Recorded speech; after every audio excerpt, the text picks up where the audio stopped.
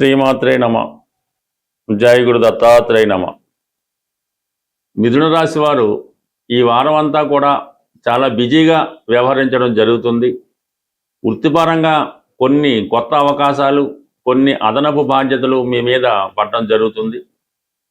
అలాగే చిన్న విషయాన్ని కూడా ఎక్కువ ఆందోళన పడకుండా, కోపం పడకుండా ప్రశాంతంగా డీల్ చేయడం మంచిది.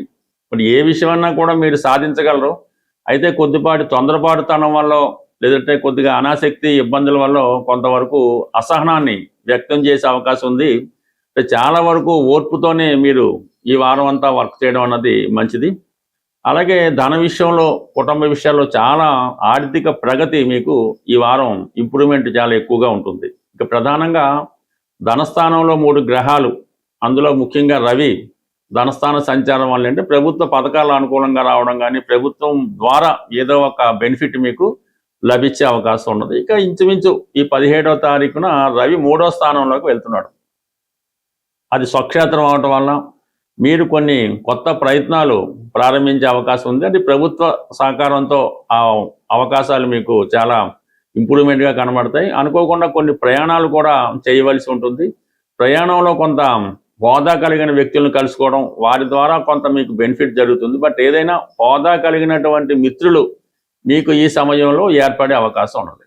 అలాగే ఆల్రెడీ గురువు ఉచ్చస్థితిలో ఉంటూ రాష్ట్రాధిపతి బుధుడు కూడా ఇంచుమించుగా ఈ వారం అంతా కూడా ధనస్థాన సంచారం జరుగుతుంది. అంటే స్వయం కృషితో, మీ యొక్క వాక్చాతుర్యంతో కుటుంబాన్ని అభివృద్ధి చేయడం కానీ, కుటుంబ పరంగా ఉన్నటువంటి సమస్యలు పరిష్కరించడం కానీ, కుటుంబ పరంగా వాళ్ళ అవసరాలు తీర్చే విధంగా వస్తువులు కానీ, ఏదైనా ఎంటర్టైన్మెంట్ విషయాలు కానీ సమకూర్చడం, అంటే కుటుంబ సభ్యుల కోరిక మీరు తీర్చడం జరుగుతుంది. అలాగే కుటుంబంలో కూడా ఏదో ఒక పుణ్య కార్యక్రమం, పూజా కార్యక్రమం లాంటిది కానీ, ఏదైనా వ్రతం, నోము లాంటిది కానీ ఈ వారం చేయడం, కొద్ది బంధుమిత్రులను ఆహ్వానించడం, చాలా బిజీగా వ్యవహరించే అవకాశం ఉంది. మొత్తం మీద ఏదో ఒక శుభకార్యం మీ కుటుంబంలో ఈ వారం జరిగే అవకాశం ఉన్నది.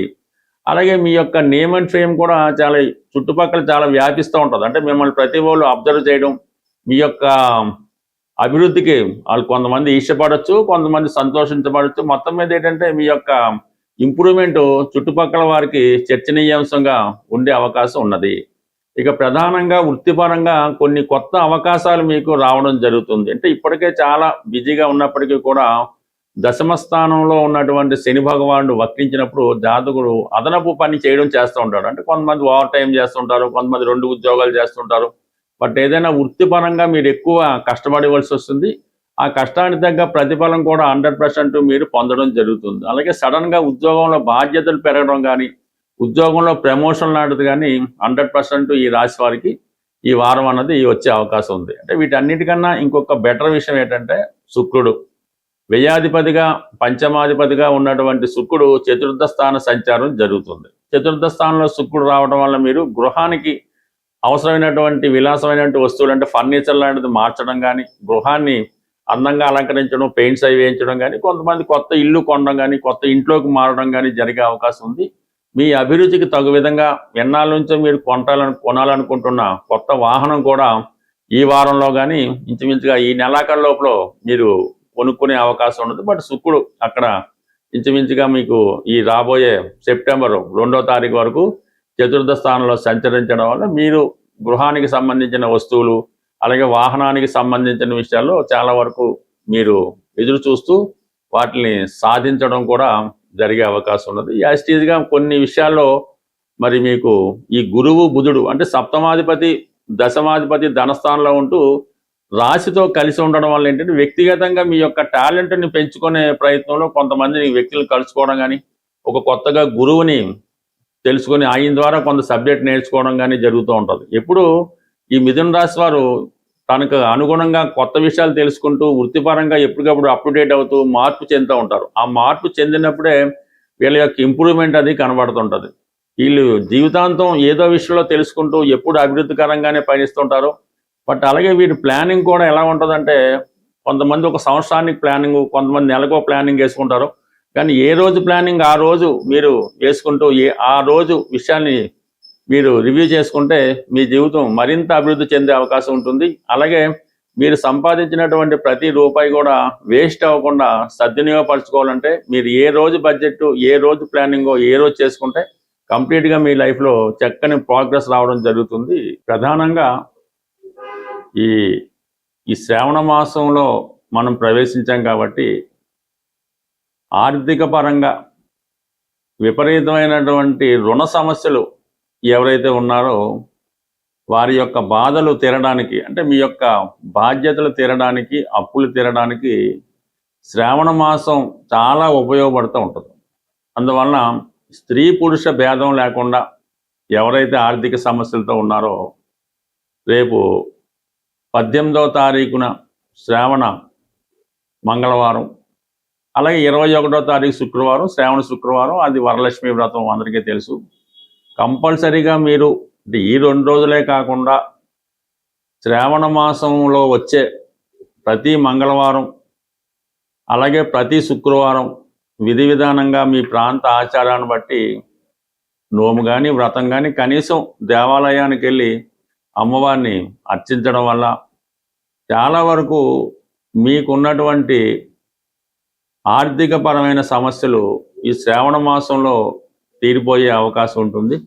ఎక్కువగా ఈ శ్రావణ మాసంలో శనగలు, అంటే మామూలుగా ఈ కొమ్ము శనగలు అంటారు, శనగలు అంటారు, వాటిని ఈ మంగళవారం రోజు అలాగే శుక్రవారం రోజు నానబెట్టినటువంటి శనగలు, అలాగే ఏదైనా ఒక ఫలం, అంటే నేరేడు ఇప్పుడు అవి దొరకవు, కానీ మారేడు ఫలాలు కూడా దొరకవు, దానిమ్మ ఫలం, అంటే అనేక విత్తనాలు అందులో ఉంటాయి కాబట్టి ఈ శనగలతో పాటు ఈ దానిమ్మ ఫలాన్ని తమలపాకులతో కలిపి మరి ముత్తైదువులకు కానీ స్త్రీలకు కానీ అది తాంబూలంగా ఇవ్వడం వల్ల కంప్లీట్గా మీకు ఎక్కువ ఆర్థికపరంగా ఉన్నటువంటి సమస్యలు పరిష్కారం అవుతాయి. లేదు ఇవన్నీ మన వల్ల కాదనుకుంటే చక్కగా మంగళవారం కానీ శుక్రవారం కానీ ఓ పావు కేజీయో శనగలు చక్కగా నానబెట్టి అది ఆవుకి నైవేద్యంగా పెట్టడం వల్ల, అంటే ఆవుకి ఆహారంగా పెట్టడం వల్ల కూడా మీకు ఈ రుణ సమస్యలు బయటపడే అవకాశం ఉంది. అలాగే ఇంకా అవకాశం బట్టి ఆంజనేయ స్వామి టెంపుల్లో ప్రతి మంగళవారం కూడా స్వామివారికి సింధూరంతో అభిషేకం చేయడం వల్ల కూడా మీకు ఆర్థిక పరంగా ఉన్నటువంటి సమస్యలు పరిష్కారం. అంటే ఇది శ్రావణ మాసం అన్నది లక్ష్మీ అమ్మవారికి సంబంధించినటువంటి ఇష్టమైనటువంటి మాసం. ఆ సమయంలో మీరు మరి వెంకటేశ్వర స్వామిని ఆరాధించినా, విష్ణుమూర్తిని ఆరాధించినా, విష్ణు సహస్రనామం పారాయణ చేయడం, అలాగే హనుమంతుడు అదే సంబంధించింది కాబట్టి ఏదైనా మీ యొక్క నమ్మకాన్ని బట్టి అంటే ఫలితం కూడా తొందరగా రావడం జరుగుతుంటుంది. అలాగే శ్రావణ మాసంలో కూడా మనం కార్తీక మాసంలో ఉన్నట్టే చాలా నియమంగా శుభ్రమైన వస్త్రాలు ధరించడం, అలాగే ఆహార పదార్థాలు కూడా సాత్వికమైనటువంటి ఆహారాన్ని తీసుకోవడం, కొన్ని విషయాలకి దూరంగా ఉండడం, ఇక ప్రధానంగా స్త్రీలని చిన్నపిల్లల్ని గౌరవించడం, తల్లిగారి ఆశీర్వాదం తీసుకోవడం, ఇవన్నీ శ్రావణ మాసంలో చేయడం వల్ల అంటే మీరు స్త్రీల నుంచి అనుకూలత పొందాలి, వారి యొక్క ఆశీర్వాదం తీసుకోవడం వల్ల కూడా ప్రతి ఒక్కరికి కూడా మంచి ఈ ధనయోగం ఏర్పడుతూ ఉంటుంది, అదృష్ట యోగం కలుగుతూ ఉంటుంది, ఆర్థిక పరంగా ఉన్నటువంటి సమస్యలు పరిష్కారం అవడం జరుగుతూ ఉంటాయి. అలాగే ఎవరైతే నిరుద్యోగులుగా ఉన్నారో వాళ్ళు కూడా ఈ సూర్య సంక్రమణం జరుగుతుంటుంది ప్రతి నెల ఒకసారి. ఇంచుమించుగా ఈ 17వ తారీఖు, ఈ ఆగస్టు 17వ తారీఖు ఇదే నెలలో రావడం జరుగుతుంది. ఆ సూర్య సంక్రమణం జరిగే రోజు కంప్లీట్గా మీరు ఉపవాసం ఉండవలసి ఉంటుంది. ఉపవాసం ఉంటూ ఆ సూర్య భగవాను ఆదిత్య ఉదయంతోనో సూర్యాష్టకంతోనో పారాయణ చేసుకుంటూ అది మీ తండ్రి గారిని కానీ గురువు గారిని కానీ వారి యొక్క ఆశీర్వాదం తీసుకోవడం వల్ల మీకు తొందరగా ప్రభుత్వ ఉద్యోగం కానీ ప్రైవేట్ ఉద్యోగం కానీ వచ్చే అవకాశం ఉంది. ఇది ఒక నెలతో సరిపోదు. ప్రతి సూర్య సంక్రమణం రోజు విధి విధానంగా మీరు మీ ఆచార ప్రకారం పెద్దలు చెప్పిన దాని ప్రకారం సూర్య భగవాన్ని ఆరాధించడం వల్ల కంప్లీట్గా మీకు అటు అనారోగ్య సమస్యల నుంచి బయటపడతారు, నిరుద్యోగ సమస్య నుంచి బయటపడతారు, మంచి సంస్కారం, మంచి ఆరోగ్యం, మంచి యశస్సు మీకు రావడం లభిస్తుంది. స్వస్తి.